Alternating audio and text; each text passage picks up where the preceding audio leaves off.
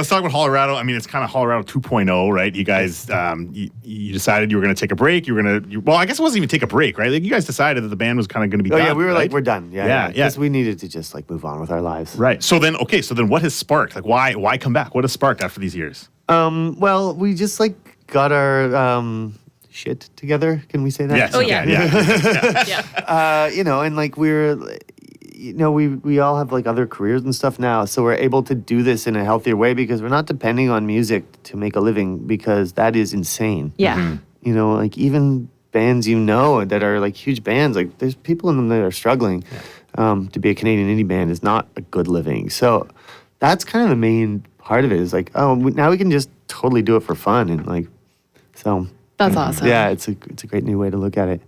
You brought it up yesterday, so I feel like we're allowed to ask about it, but you wrote a little bit Alexis. Yes. Did you think that was going to blow up the way that it did? We kind of did. Yeah, okay. I had a feeling about that. I mean, any song that's on like a TV show that wins like 10 Emmys or whatever, like, so yeah, that's a really fun. Like, it's still the biggest hit we've ever written because it like charted in the States. It charted. It was a top 20 in the U.S. for like a week. Yeah, It's so that's funny. good. So how did that come about? Obviously, we know your wife is Annie Murphy, but like, how did that come about that you guys were gonna basically write this they song? needed this song and Annie was like, can these guys write it? And like the show was a little bit skeptical, so we just went and did it anyway, and then we just plunked it on their desk, and then everyone listened to it like, oh, this bangs. Nice. Yeah. So fun. Do you guys have you ever played it like live? Yeah. We at the last shows, Annie came up and sang it. It was pretty funny. Yeah, we did the very last show. We did 3 nights at the Danforth in Toronto, and then we did like an open mic at the Horseshoe. And so she did it during the open mic. Nice. It was awesome. That's so cool. That's so cool. So what's it been like kind of, after these years? And like you said, you've been busy doing other stuff in the meantime. And I know you've got a record label and things like that. But like getting back in the studio with your buddies, right? Like, and then going on this little, you did this little mini tour here through Western Canada with Nixon. And you're getting, like, what's that whole experience like? Like being able to kind of relive that. So right? fun. Yeah. It's just with a new perspective too. The pressure's off. We're just like, let's have fun. Like, let's be happy with whatever we get, like, yeah, it was at the end of the band. I like did this thing where when I was ordering at a restaurant, I was like, I'm gonna get whatever the person in front of me gets or the person who orders before me, just like and be happy with it. Because when you're in a band, there's a lot of like, I want more. Like why isn't it more? And just adjusting that perspective, be like, no, just like you get to do this at all. You get to be at the restaurant and order food. Like that's amazing. Yeah. That's so awesome. Like with you guys getting back together, did you have to have any like talks coming into it, being like, "Okay, this time around we're gonna do blank"? Or Totally. Yeah.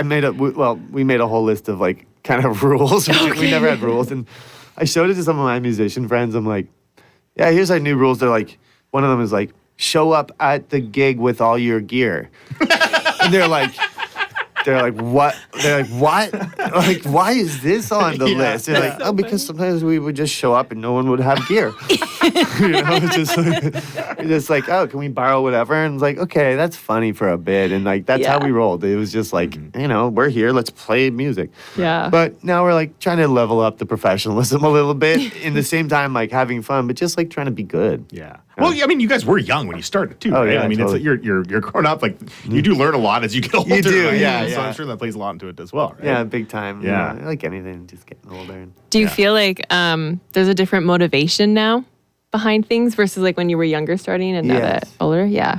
Yeah, the motivation is to make fun stuff that we love to do. Okay. That's the motivation. So we're working on some funny projects that we kind of started in the early days and then abandoned because it didn't make sense. And we're just like doing the things we've always wanted to do creatively. And that's so freeing to be able to do that. Yeah. So what is like? I know you guys just released, a new EP. You got some new music out now. Like, what is the future hold for Hollerado now?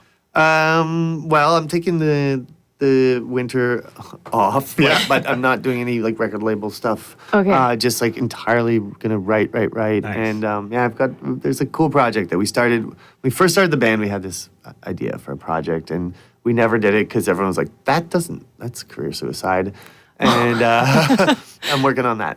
The career suicide. Right? Yeah. Now we can, You yeah, right? exactly. Without Yeah. any fear of anything. Yeah, it's pretty fun. What was the? I'd read the story a while back of there was like a demo you guys had made way back in the day that like your friend came upon in LA or something like that. Did you guys ever get that copy and get to hear it? So I've started to get them. Like we on our very first tour made an album that we totally forgot about before we put out anything. No joke. Totally forgot about it. Well, Hilarious. they forgot their instruments too sometimes. So, yeah. We lived in this. You remember the band the Doughboys? Yeah. So John was that was his band, and he was super cool at the beginning. Like he was a big supporter. I think we kind of reminded him of his young days. Like he used to love telling the story about like his first guitar. He threw a fire extinguisher through the pawn shop window and got his first guitar. And he's like, I feel like, where'd you get your first guitar? That's rock and roll, baby. Wow. He's the coolest. And he let us like live in his jam space, and he had like a real studio somewhere. And I guess we ended up in there, and we recorded like 10 songs. And he sent me a few of them, and he's trying to dig up the rest of them. He knows they're there. He knows he's like, there's a hard drive somewhere that has them. And now when he talks about it, I'm like, oh yeah, we did do a whole album. So yeah, and I've heard a few of them, and like some of them really suck. Yeah. But a couple of them were like, oh yeah, these were cool. That's awesome. Dope. Yeah, sweet. Oh, that's so cool. Hope we can- Are we able to like try and like push you for like a timeline of like when could we maybe hear like a full new album coming from the band or something like that? I hope in the next year. Yeah, Nick and I have been having so much fun doing the acoustic stuff. Like you've heard the song Elvis. What I think we named it wrong. What killed Elvis Killed Presley? What Killed Elvis Yeah. Presley? It's Yeah. it's a mouthful. Where was this going? Oh, just playing it acoustically. We've been liking it so much that I think when we get home, we're gonna actually cool. record a proper acoustic version because Okay, it's like sweet, yeah. it's such a different vibe, and Yeah. people have been liking it maybe more than the original. I don't know. Yeah. The original just came out, so we'll see. Yeah. No, Well, it's cool what you guys have been doing with this kind of like acoustic thing, and you could tell how much fun you two of you are having. Up Oh, there, yeah. Right? Like last night it was so much fun just watching you guys have so much fun. Yeah. And I know you're going to be doing some shows with kind of the band when you get back east and stuff like that. But Winnipeg would love to have the whole band out. Oh, we're Every gonna, time. yeah, Yeah, oh, yeah. there's no doubt about it. Yeah. because that's Hopefully, there's a couple good festivals here that we've. Yeah. First time we ever got our own solo rooms was at the Winnipeg Jazz Fest. Oh, Jazz Whoa, Fest. Yeah, I nice. know. Okay. I think they got to their communication wires.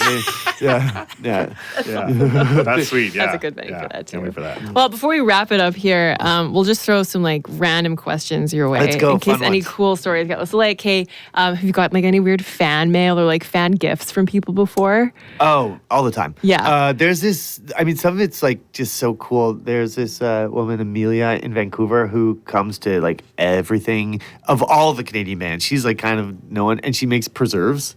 Oh, Whoa. Yeah, and so like even this time, like we got to pick out of like pickles, peaches, like apple chips, which I don't think are good, except for hers, where they're so thin and cinnamony. Okay, and, nice, wow. nice. yeah. So I didn't want to bring back a suitcase full of like jars of pickles. Like Air Canada, I don't trust you that much. But I did bring like their glass jars, and if it smashes in my suitcase, then it'll just be glass and apple chips everywhere. Yes, which yeah, is that's smart. better than brine or something. yeah. I don't need to brine all my clothes on the end of a tour. Amelia, that's so sweet. That's so Yeah, it's cool.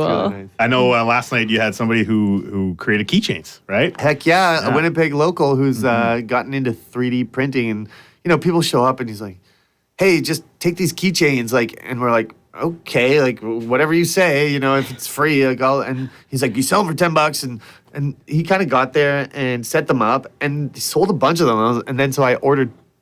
Last night I was like, okay, I'll take 200 of those. Wow, So really? good Yeah. thinking. I like that hustle. That's Look at my that. style. Yeah. We may be kind of a chief city, but we're also entrepreneurs. at Yeah, heart, that's so, right, yeah. Yeah. The city has so much vibe. I Yeah. really love him. Yeah, he Yeah. really has character.